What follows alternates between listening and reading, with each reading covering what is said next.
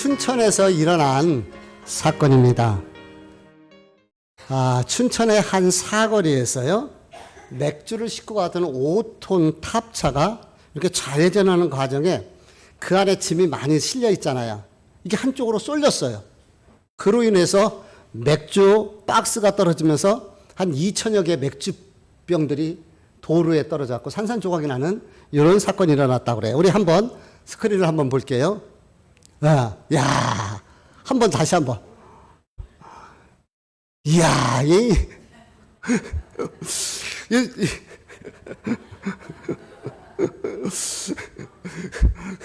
그쵸. CCTV를 보면은요, 운전자가 얼마나 기가 막혔겠습니까? 내려와서 그것을 쳐다보다가 어떻게 자기가 수습을 해야 되잖아요. 그래서 저것을 치우기 시작하는데 그때 지나가던 시민들이 참여를 하는 거예요. 그만 봐, 이제 화면만 본다, 야. 혹시 여기 그렇게 생각하는 거 아니에요? 야, 시원하겠다. 한 잔 마시면 좋겠다. 옆에 있는 편의점 주인은 빗자루를 들고 와서 함께 돕는 거예요. 이렇게 한 30분간 시민들이 도와주는 바람에 도로가 깨끗해졌고 그것이 다 치워진 후에 시민들은 각각의 자리로 다 돌아갔던 거예요. 회사에서는 너무 이 소식을 듣고 너무 감사하니까 조금이라도 살해를 하고 싶어서 사람을, 그때 도와줬던 사람을 찾고 있다라는 이런 기사를 보았습니다. 그 황당한 상황을 만났을 때에 그 탑차 기사는 얼마나 놀랐고 얼마나 기가 막혔겠습니까? 그렇죠? 반면에 아무 이유 없이 와서 도와줬던 그 시민들을 생각하면은 그 시민들이 또 얼마나 고맙고 감사했겠습니까? 살다 보니까 인생이 그런 것 같더라고요. 뜻대로 되어지지 않습니다. 마음대로 되질 않아요. 계획대로 되지 않고 계산대로 안 되는 것이 인생입니다. 여러분 어때요? 한 번씩은 다 경험을 해봤잖아요. 그럴 때에, 그 어려울 때에 옆에서 누군가가 도와주고 힘이 되어주면은 얼마나 도움이 되고 힘이 될까. 그래서요, 우리의 삶 속에 때마다 일마다 돕는 하나님의 은혜가 필요합니다. 하나님께서 저와 여러분의 인생 속에 또 우리 자녀들, 손자, 손녀들 그 삶 속에 하나님께서 돕는 천사를 보내주시고 돕는 사람을 붙여주셔서 힘이 되고 응원이 되고 위로가 되고 도움이 되는 이런 일들이 일어났으면 좋겠습니다. 일상에서 돕는 하나님의 손길, 그 하나님의 손길을 체험하는, 그래서 삶 속에서 하나님의 기적을 맛보는 우리 성도들 되시기를 주님 이름으로 축복합니다. 아멘. 오늘 본문은 데살로니가에서 복음을 전하던 바울 일행이 유대인들이 소요를 일으키잖아요. 신변의 위협을 느껴서 이제 베레아라는 도시로 내려오는 과정이에요. 10절 말씀을 같이 읽어보도록 하겠습니다. 10절 시작. 밤에 형제들이 곧 바울과 실라를 베레아로 보내니 그들이 이르러 유대인의 회당에 들어가니라. 예, 여기에 보니까요, 우리 한번 지도를 한번 보도록 하겠습니다. 지도를 보면은요, 우리가 저 데살로니가, 그 위에 빌립보에서 한 160km 진점에 데살로니가, 거기서부터 이제 베레아 쪽으로 이렇게 옮겨가는데, 요 베레아까지의 거리가 데살로니가에서 약 80km 정도 거리가 된다고 그래요. 그럼 이게 짧은 거리예요? 먼 거리예요? 걸어 다니던 시대에. 엄청나게 먼 거리예요. 그런데 지금 10절에 보니까 밤에 형제들이 바울과 실라를 베레아 지역으로 보냈다고 이렇게 이야기를 합니다. 언제 보냈어요? 밤에. 그 먼 길을 언제 출발한 건가요? 밤에 가도록 이렇게 보냈던 것입니다. 아니, 뭐가 그렇게 급한 일이 있다고 밤에 그 먼 길을 이렇게 내려보냈을까요? 우리가 전후 문맥을 통해서 보면은요, 지금 바울 일행이 상당히 위급한 상황을 겪고 있는 것을 알 수가 있습니다.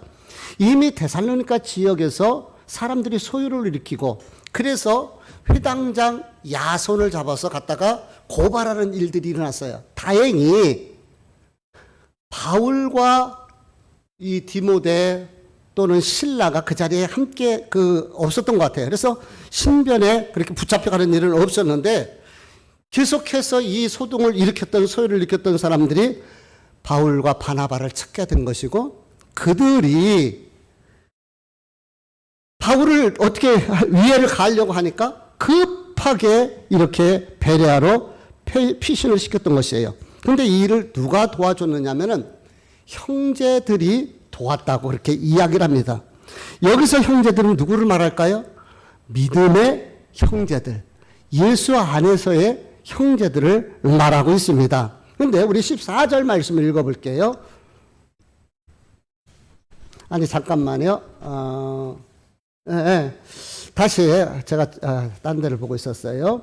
다시 14절 말씀 읽어봅니다. 시작. 형제들이 곧 바울을 내보내어 바다까지 가게 하되 실라와 디모데는 아직 거기 머물더라. 예, 지금 데살로니가에서 급하게 베레아로 내려왔어요.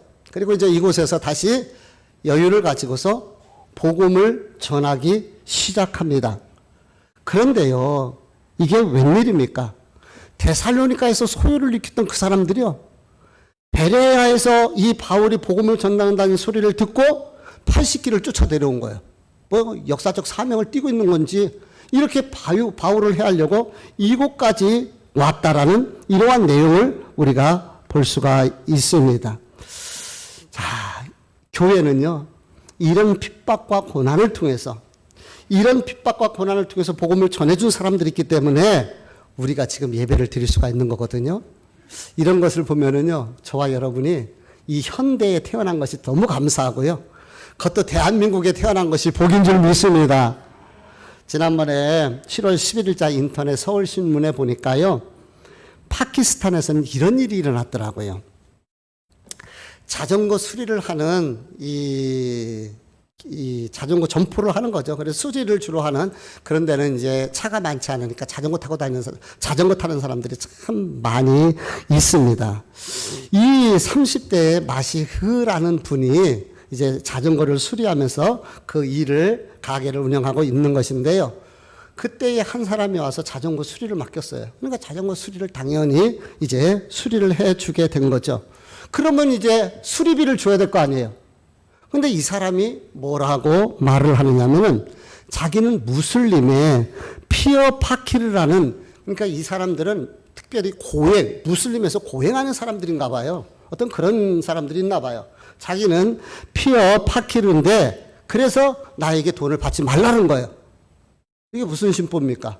자전거를 고쳤으면 돈을 줘야죠. 수리비를 줘야 되는데 돈 받지 말라는 거예요.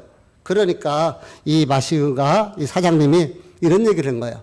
나는 기독교인이고 예수 그리스도를 믿는 사람이다. 피어 파키를 믿지 않는다. 내가 고쳐줬으니까 수리비를 주어라 라고 요구를 한 거예요. 그러니까 이 사람이 화가 나가지고, 아니 당연히 수리비 줘야 되는데 화가 나가지고요, 옆에 동종업계에 오토바이도 고치고 또 자전거도 수리하는 그 사장에게 이야기를 한 거예요. 그러니까 이 사람이요, 아마 저 사람을 아주 가게 안에 바로 옆에 같이 수리점이 있으니까 없앨 기회라고 생각했는데 가서 고발을 했어요.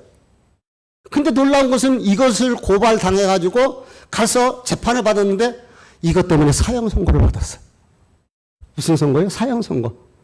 이게 말이나 되느냐 말입니다. 어떻게 이렇게 자전거 수리비 안 냈다고 수리비 달라고 했는데 사형 선고를 받을 수가 있을까요?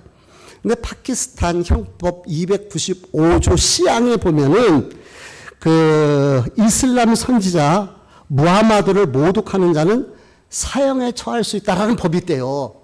그러니까 수리비를 달라고 할 때 이 사람이 나 고행하는 이런 사람이다 라고 얘기하니까 나 그런 사람 안 믿는다, 나 기독교인이다 라고 한 것이 이게 무슬림을, 무하마드를 모독한 행위가 됐고 사형 선고를 받은 거예요.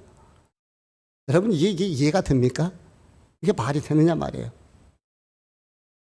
자전거를 수리했으면 당연히 수리비를 줘야 되는데 이게 현실이에요. 이게 저 파키스탄에서 일어났던 최근의 사건인 거예요. 이제 그 다음에 또 이제 어떻게 될는지를 잘 모르겠습니다.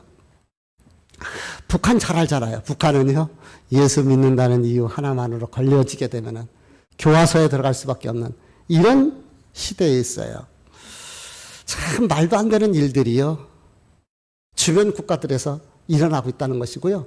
우리가 이렇게 하나님 앞에 편안하게 맘 놓고 예배할 수 있는 것이 특권이고 은혜라는 것을 우리는 생각을 해야 돼요. 핍박을 통해서 받아온 믿음의 선배들 때문에 오늘 우리가 예배를 드릴 수가 있는 것이죠. 근데 우리나라도요, 아까 우리 서민정 집사님 기도할 때도 쾌어 축제 어제 있었어요. 그거 참 안타까운 일인데, 우리나라에서도 정말 우리가 기도해야 할 법이 하나 있어요. 법은 통과되면 그 법에 조청받을 수밖에 없어요. 차별금지법입니다. 이 차별금지법이 통과되게 되면은요, 강단에서 예수 그리스도만이 유일한 구원자라는 것을 말할 수가 없어요. 문제가 되는 거예요. 왜냐하면은 타 종교인들을 차별하는 것이 되니까. 차별금법, 차금법, 정말 무서운 법입니다. 그래서 우리가 함께 기도해야 되고 이것이 통과되지 않도록 해야 된다는 것이죠. 절대로 통과돼서는 안 됩니다. 초대 교회로부터 또 바울 시대, 베드로 시대에서부터 기독교는 핍박과 환난을 통해서 복음의 증거도 왔고, 그렇게 핍박과 고난을 통해서 복음이 저와 여러분에게 전수된 것입니다. 그래서 그 복음이 세계로 퍼져갔고 여주 땅에 있는 저와 여러분에게까지 하나님을 믿을 수 있는 은혜의 기회가 오게 된 것입니다. 지난주에 영적 전쟁에 대해서 말씀을 드렸어요. 마음이 영토다. 우리의 가정이 영토다. 우리의 삶의 영토다. 삶의 현장이 영토다.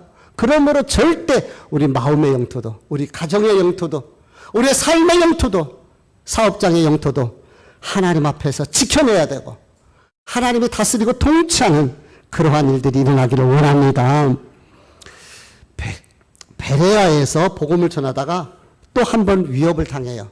그래갖고 항구로, 아까 보면 항구가, 밑에 항구가 있는데 항구로 피신해서 이제 거기에서 아덴, 이제 드디어 아테네로 복음이 들어가게 되는데요. 그 아덴에 들어가게 되는 그 과정을 보여주고 있는데, 이때 우리 15절 말씀을 보도록 하겠습니다. 같이 읽어봅니다. 15절 시작. 바울을 인도하는 사람들이 그를 데리고 아덴까지 이르러 그에게서 실라와 디모데를 자기에게로 속히 오게 하라는 명령을 받고 떠나니라. 네, 여기에 보니까 바울을 인도하는 사람들의 이야기가 나와요.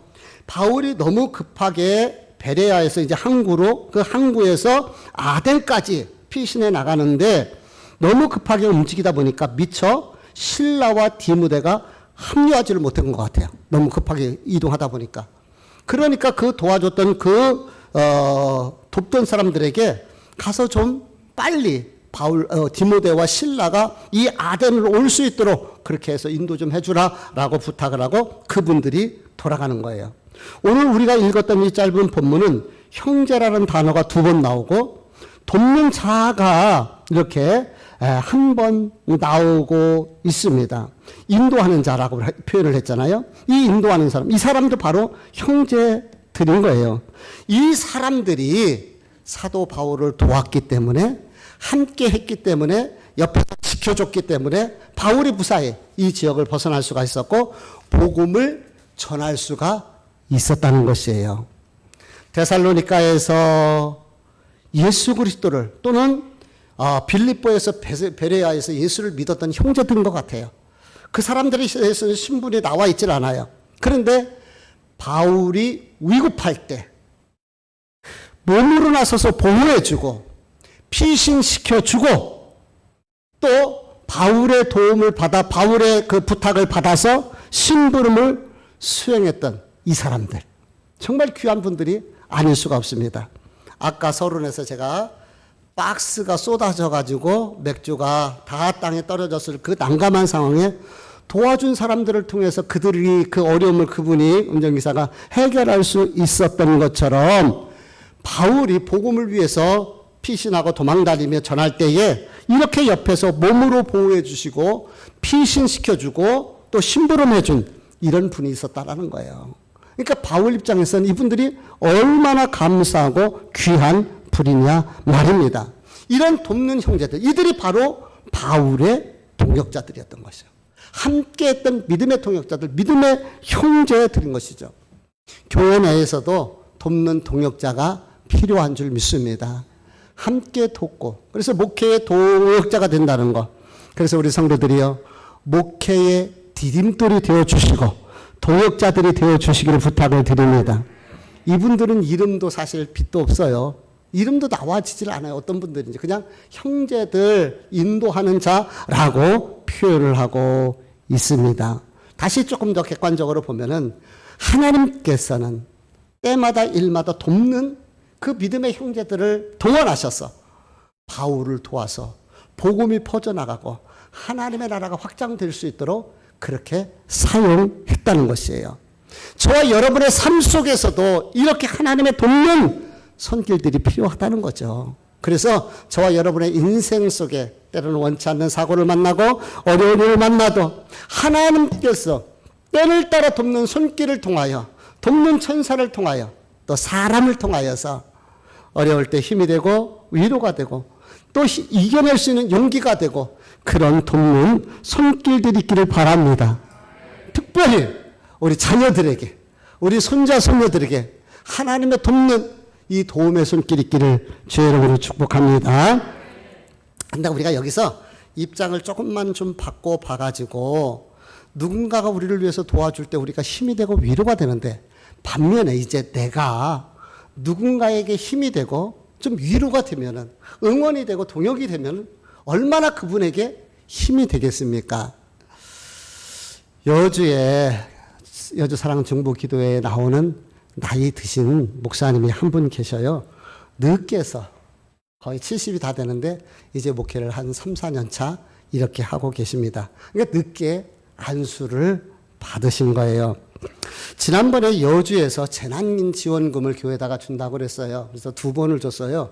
한 번은 현찰로 그렇게 해서 교회 재정에 바로 입금하게 해줬고, 한 번은 50만 원인지 60만 원인지 이렇게 해가지고 그 지역 화폐로 줬어요. 그래서 그 중에서 여주 기독교 장로교회를 중심으로 해서 우리가 이것으로 조금이라도 보태서 여주 지역의 어려운 가정들을 돕자. 그래갖고 화장지라든가 쌀이라든가 이런 걸 했는데 우리 교회도 화장지하고 이렇게 해서 보내드렸어요. 그래갖고 와서 수고하는 분이 가져가게 되고, 그리고 이 재난 그 지역 화폐는 주유소는 저 점동에 가다 보면 한 군데 거 받는 데가 있어요. 그래갖고 거기를 다니면서 교회가 필요할 때 주유도 하고 사용을 했는데요. 아무리 봐도 이 목사님이 그런 전화가 없을 것 같아. 그래갖고 전화를 드려봤어요. 그랬더니 이게 웬일입니까? 여주시에 종교단체로 등록이 돼야 되거든요. 그런데 그런 것도 모르시고 교회 정관도 없고 교회 비영리단체 법인도 만드시지 못하시고 교회 이름에 통장도 하나 없는 거예요. 교회 이름에 통장도 하나 못 만드시고 거기에다가 연합회에 가입이 되질 않았다 보니까 아무런 정보가 없어요. 그래서 제가 안타까운 마음에 우리 교회 정관에 근거해서 정관을 만들어서 프린터를 해서 드리고, 그리고 여주시에다가 이렇게 등록하도록, 그리고 그 법인 비영리 법인을 만들 수 있도록 그렇게 해서 도와줘갖고 그렇게 이제 다 조치를 해드렸어요. 행정 지원을 해드린 거죠. 그래도 다행히 감사하게도 이분이 재난지원금을 2번을 다 받았어요. 근데 목사님이요, 그게 너무 감사했나 봐요. 저보고요, 여주에서 은인이라고 말씀하시면서 그 연세 많으신 분이 목사님한테 잘해야 된다고 바카스 사가지고 오시고 무슨 일 있으면 연락 주시고, 또 지난번에도 기도회에 만났는데 좋은 일이 목사님 하나 있다고 그러면서 저한테는 특별히 말씀드린다고 그러면서 지난번에는 오셨어요. 그러면서 목사님, 그래도 나이는 적지만 목사님이 먼저 했으니까 목회 선배니까 기도 좀 해주시오. 또 기도받으러 올라오겠다고. 제가 얼마나 민망스럽습니까? 제가 얼마나 하나님 앞에 죄송스럽겠어요. 그래서 절대 그러지 마시라고 했는데 그 분의 입장에서는 아무도 모르는 여주에 오셔가지고 그 메일 하나를 제대로 보내시지 못하는 그 연세 있으신 그 목사님이 옆에서 조금 도와준 것이 그렇게 위로가 되고 힘이 되었던 것 같아요. 사랑하는 성도 여러분, 우리 주변에 보면은 어려움을 겪는 경우가 있고 조금만 더 힘이라도 아니면 마음이라도 보태주면은 그 사람이 위로가 되고 힘이 될 수 있는 분들이 계시는 거예요. 우리가 그분에게 예수의 사랑을 나누는 하나님의 도구, 하나님의 통로, 하나님의 쓰임받는 우리가 사람 천사가 되면 어떨까요? 우리는 몰라요. 그분이 누구인지. 근데 하나님 때로는 나를 통해서 그 일을 이루실 때가 있어요. 그럴 때, 하나님이 나를 사용하시려고 하는구나, 라는 마음을 가지시고, 내가 할 수 있는 예수님의 사랑을 나누고 베풀어주는 우리 성도들 됐으면 좋겠습니다. 이게 성도들 아니겠어요? 이게 예수 믿는 사람들의 모습 아니겠어요? 특별히, 돕는 최고의 도움이 하나 있어요.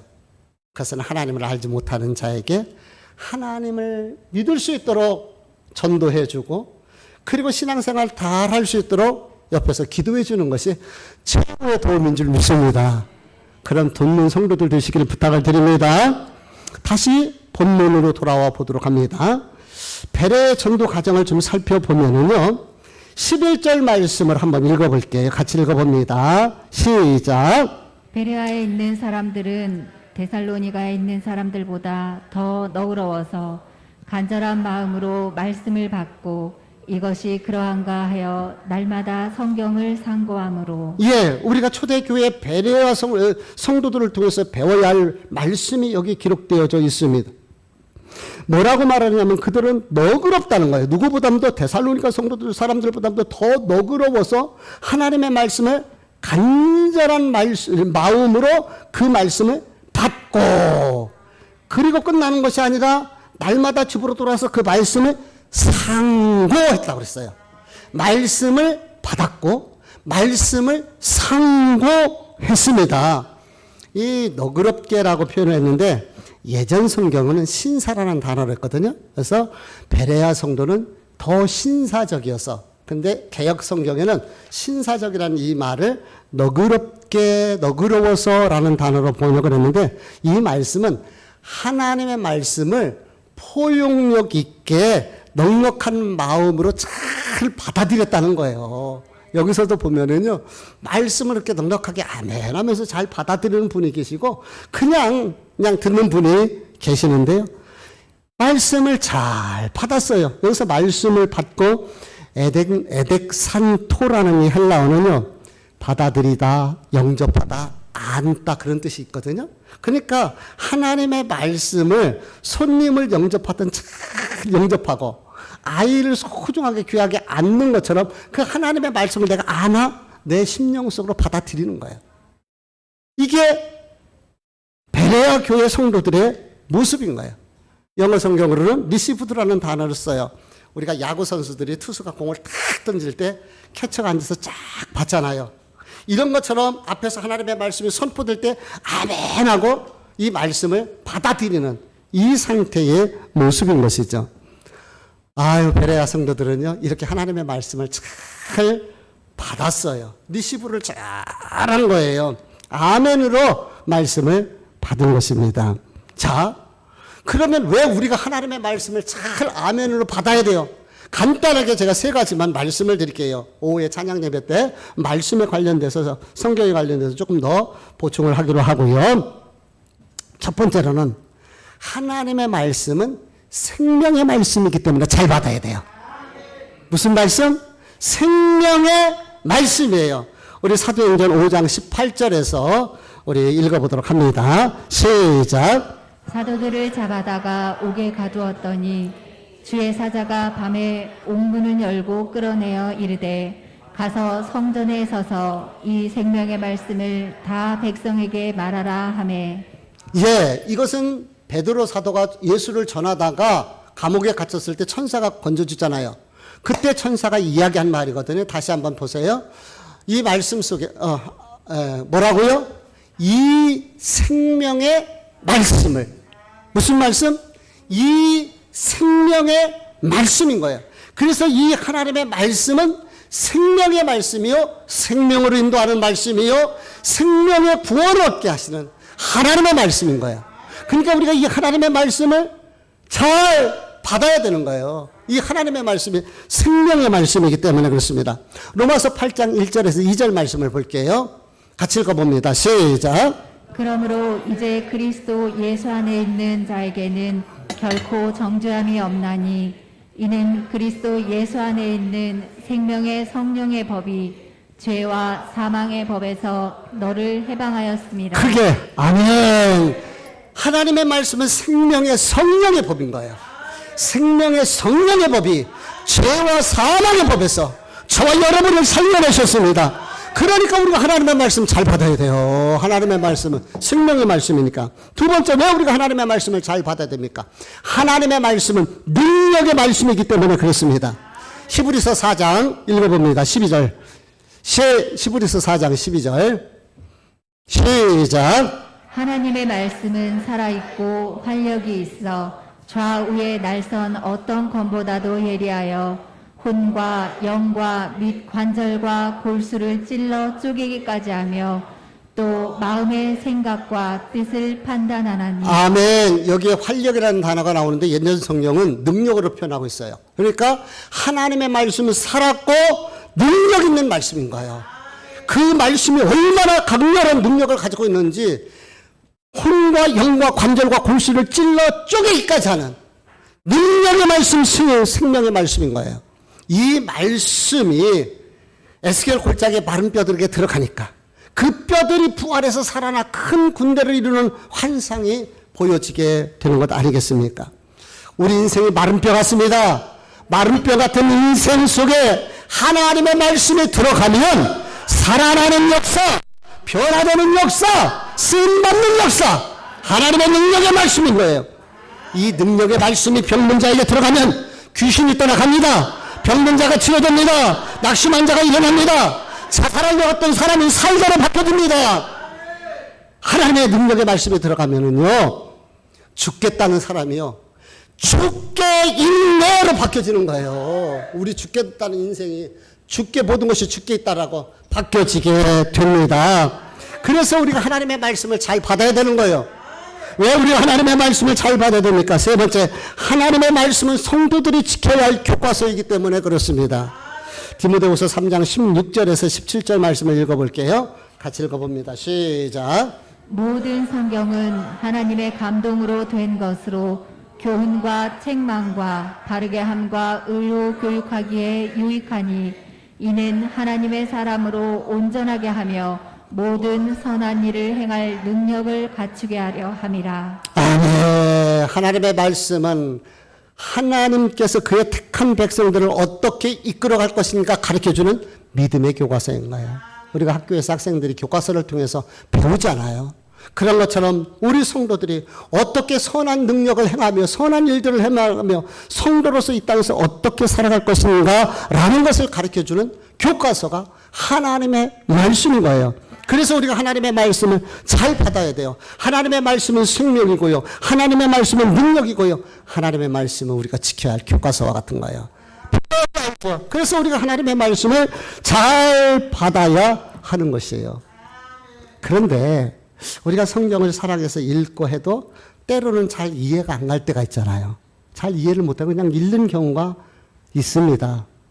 그래서 이 말씀을 2000여 년 전에 기록된 이 하나님의 말씀을 오늘 현대에 맞게 재해석을 해서 성도들에게 전하면서 이 적용을 시키는 것이 바로 설교인 거예요. 그래서 바울이 하나님의 말씀을 가지고 그렇게 설교를 할 때에 베레아 성도들이 그 하나님의 말씀을 잘 받았다는 것이에요. 잘 받았던 거예요. 저와 여러분이 하나님의 말씀을 잘 받을 수 있기를 주의 이름으로 축복합니다. 마태복음 13장에 보면은 씨 뿌리는 비유가 나오잖아요. 여기에 보면은요, 사람의 마음을, 사람을 밭으로 표현을 하는데 길가밭이 있고 돌짝밭이 있고 가시덤불밭이 있고 옥토가 있어요. 길가밭은 메마른 건조한 그런 곳에. 그래서 씨는 말씀을 이야기하는데 씨가 떨어지니까 뭐가 와서 먹어요? 새가 와서 먹잖아요. 그 새가 악한 영들인 거예요. 그러니까 우리의 마음에, 우리 마음이 길가밭이 단단하고 굳어져 있고 열려져 있지 않으면은 말씀이 떨어져도요, 이 악한 영들이 다 뺏어 먹는 거예요. 돌짝밭은요, 흙이 조금 있어요. 그래서 조금 자라나요. 근데 시험과 환란이 오면은 뿌리가 깊이 내릴 수가 없으니까 다 발라버려요. 가시덤불밭은 조금 자라는 것처럼 보이는데 인생에 어떤 고난과 염려, 근심이 있을 때 다 그 가시가 막는다 그랬거든요. 그러니까 자라나서 열매가 없어요. 근데 옥토는 어때요? 하나님의 말씀을 잘 받아들이는 옥토는 30배, 60배, 100배의 열매를 거두게 되는 것이에요. 저와 여러분이 하나님의 말씀을 잘 아멘으로 받아서 30배, 60배, 100배의 열매가 있기를 원합니다. 냉정하게 내 지금 영적 상태가 길가밭인가, 돌짝밭인가, 가시덤불밭인가, 옥토인가 한번 점검해 보세요. 그리고 하나님 앞에 다시 회개하고 기도하면서 저와 여러분이 옥토가 되기를 원합니다.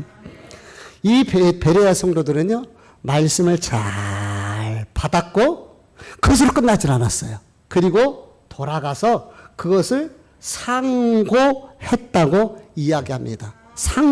상고는 되새겨본다는 거예요. 되돌아본다는 거예요.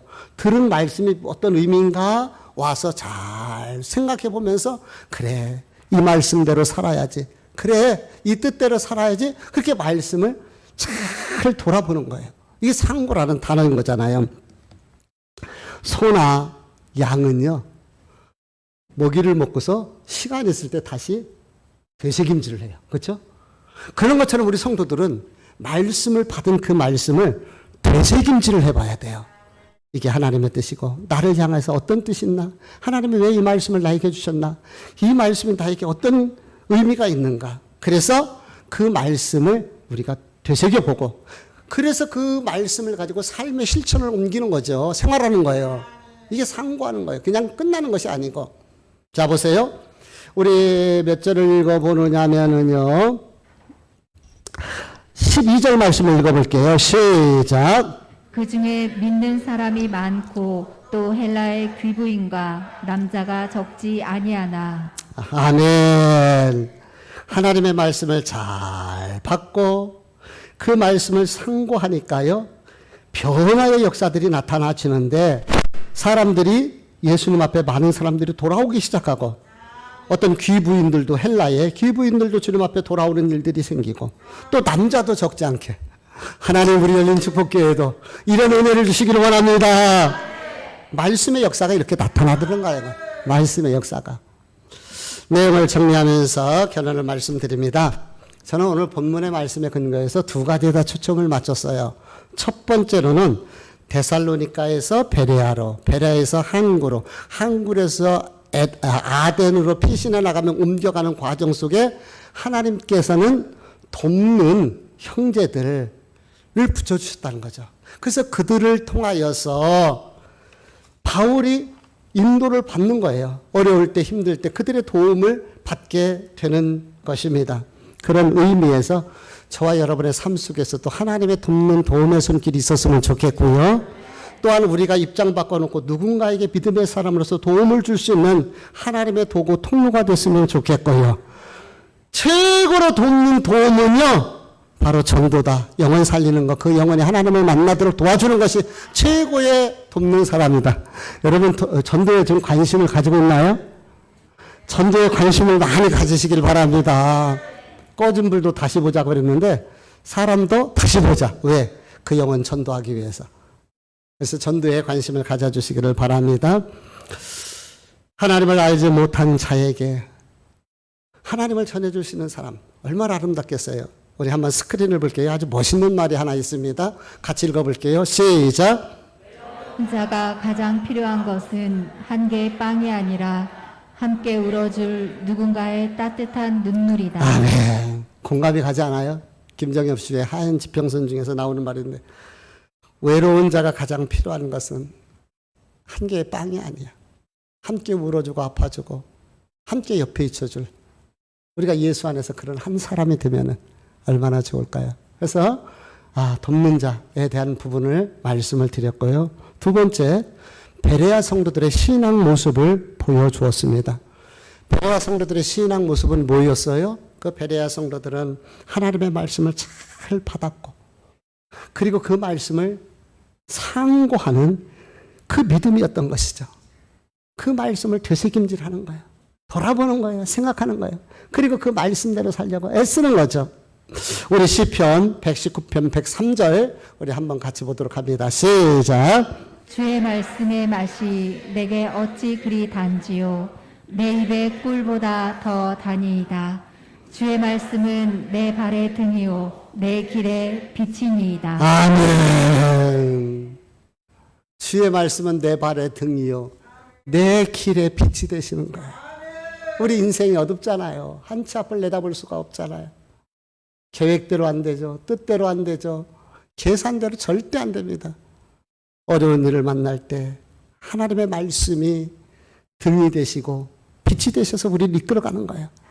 그 말씀이 얼마나 귀하고 얼마나 좋은지 꿀처럼, 꿀보다도 더 단 송이꿀같이, 소이꿀이 아닌 거 송이꿀, 그런 꿀처럼. 그래서 오늘 우리가 불렀던 찬송가 200장의 가사가 뭐예요?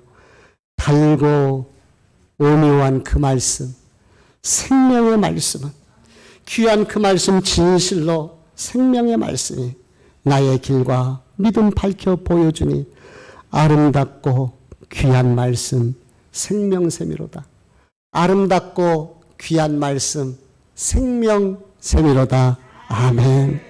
아름답고 귀한 이 하나님의 말씀을, 이 생명의 말씀, 능력의 말씀, 우리 성도들이 알아야 할 교과서의 이 하나님의 말씀을 우리가 잘 믿음으로 받고 이 말씀을 상고하고 이 말씀을 붙들고 살아가는 우리 성도들 되시기를 주님의 이름으로 축복합니다. 기도하십니다.